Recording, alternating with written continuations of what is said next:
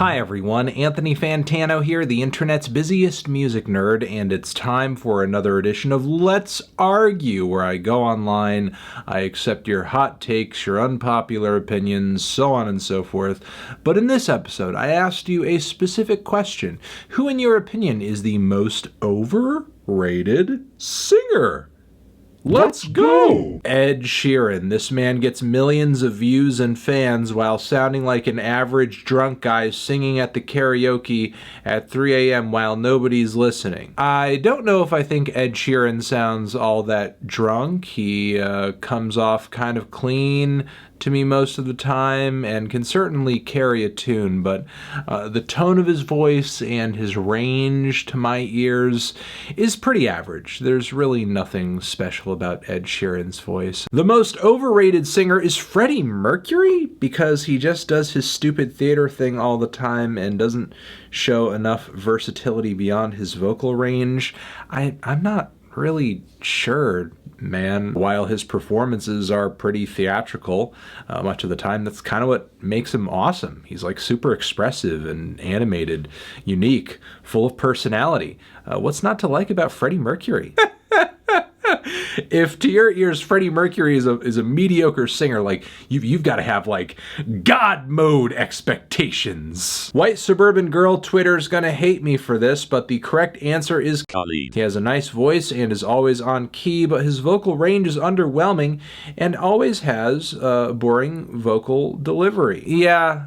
Pretty much true. Very, very, very underwhelming vocalist. I mean, if you want to listen to some chill music, some vibe music, and you just want something really pleasant, that's fine, but he's never really given a performance that has truly stuck with me, and I've listened to a bulk of his material so far because people keep recommending it, and every time I go and try it, it's just like, really, I'm on the verge of falling asleep now. Kurt Cobain TBH. He certainly put enough emotion into his vocals, but when it came to actually hitting the proper notes, not as great. I will agree with this to an extent because certainly Kurt was more expression and emotion over technical ability in his performances, but just for frame of reference here, I recently listened to that Thou Nirvana covers album that they had just dropped, and let's just say that a lot of the vocal performances leave a lot to be desired, and hey, maybe singing Kurt Cobain's lines is not as easy as previously thought. Adam Levine always sounds like someone just kicked him in the nuts. The fact that he is a judge on The Voice singing competition perplexes me to this day.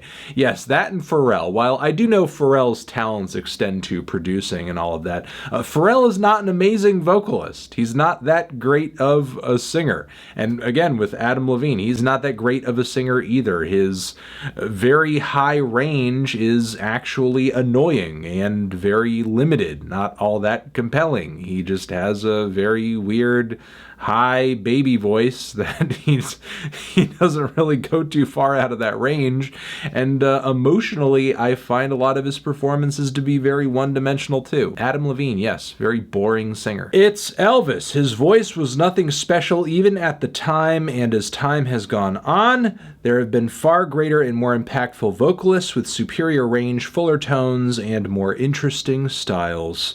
Elvis, yeah, he didn't have the greatest range on the block. He's not the most technical singer or anything. I think, and me included over here, I think many people just kind of enjoyed the more eccentric qualities of his singing during the rock and roll and rockabilly era of his career. And I don't know, I can't really deny that his voice and his singing abilities did kind of mature when he kind of transitioned into that rhinestone section of his career, the Las Vegas section, essentially. A lot of people in the 80s and 90s alt metal scene like to praise Mike Patton's voice. Personally, I can't stand his voice in most Faith No More songs. I know he has this insane vocal range, but his voice reminds me of the worst parts of Ozzy's singing. I'm not the biggest Patton stan on the block. I do like a lot of Faith No More's catalog because of his voice voice and other things as well. And, of course, there are other side projects that he's involved with that I enjoy, Mr. Bungle and all that, of course. But I feel like the fact that he is a good vocalist and so many people just like worship the ground that he walks on, it just pushes him in a lot of directions or makes him feel free to explore a lot of projects where maybe vocally he is just sounding really cartoony or overly eccentric or just doing something kind of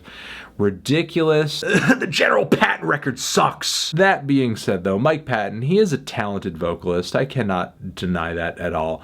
He just comes off a tad pretentious on some projects. Post Malone. Apart from his vocal inflections, thinking his stammer on holding notes, he's really quite an average singer that's used hip-hop and collaborations to gateway into the pop world. Otherwise, he's not that impressive as a singer. I will say this about Post Malone. You know a Post Malone vocal performance when you hear one, good or bad. You know it when you hear it. He has a certain style, he has a certain sound, he does it relatively well a good deal of the time, and, sometimes, especially for popular music, style is like all that you really need. Dylan gave up on singing in tune in the 60s. Your typical, average, to be expected, Dylan bad singer Post. But yeah, I guess sometimes Dylan's not singing as much as he's rambling, and even when he is singing, the can be a bit of an acquired taste. Yeah, I can see why not everybody would be into him vocally. Adele would be nothing without the timbre of her voice. She has no range or technical ability, but is lauded as a fantastic singer because her voice is big and powerful. You don't have to have like that Mariah Carey range to be a good singer, you know what I mean? The big and powerful tone of Adele's voice is kind of cool. And you know what? She kind of knows how to use it. It's kind of like a big old dick, and she's just swinging it around. She knows how to swing around her big voice dick. You know what I'm saying? But, yeah, Adele is very good at wielding the power, wielding the volume, wielding the heft of her voice, and just sounding really soulful. I don't think it's a mark against her. Does it give some listeners the facade that she's the most technical or talented singer out there? Sure, maybe a little bit. Michael Jackson, because his voice is painful to the ears. I guess what you may be referring to is his very high range, as well as maybe some of the more eccentric ad-libs he would throw into a track.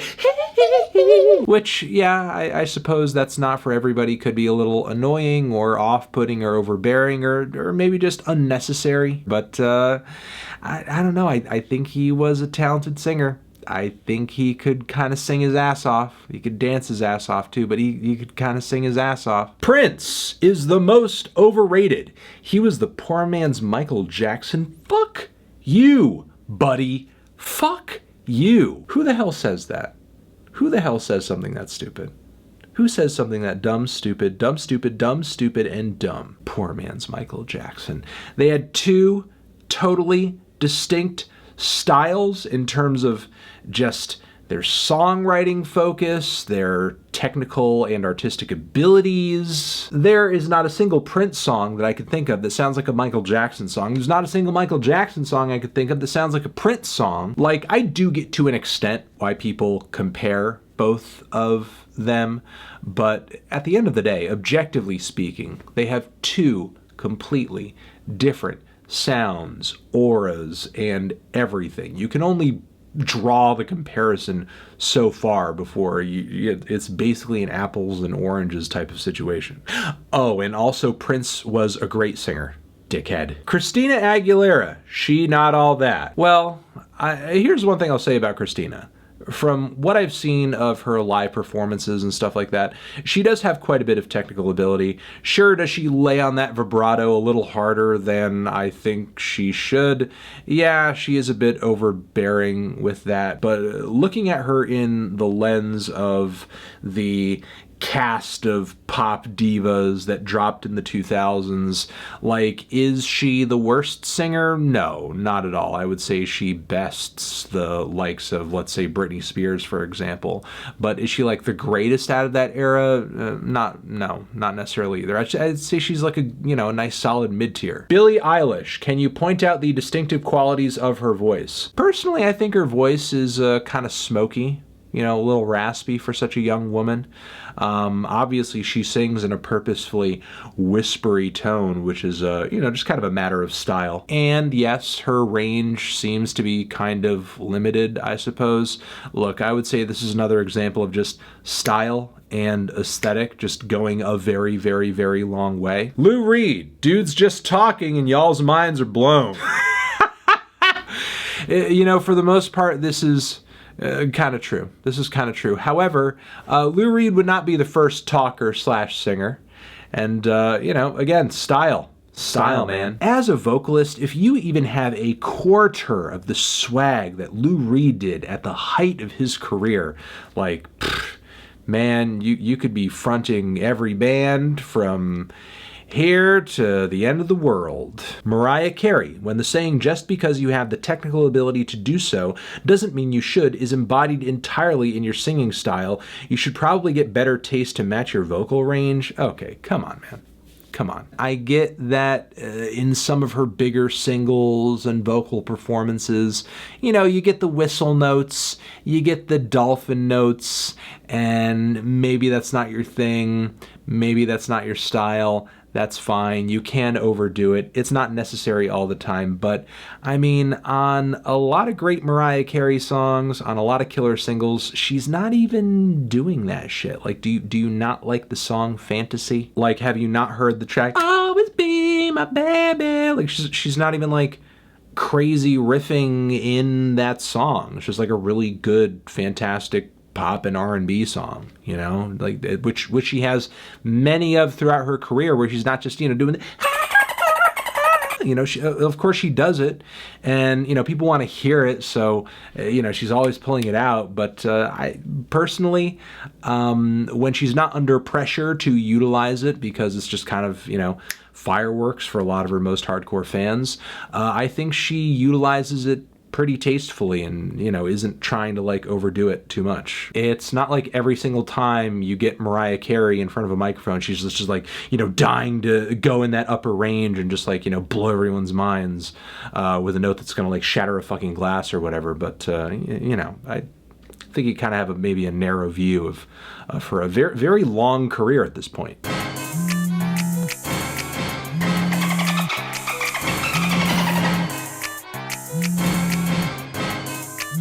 And that will do it for this latest episode of Let's Argue, everyone. Thank you very much for coming through with some good takes that were worth arguing with in this one. You're the best. Over here next to my head is another video that you can check out. Hit that up or the link to subscribe to the channel.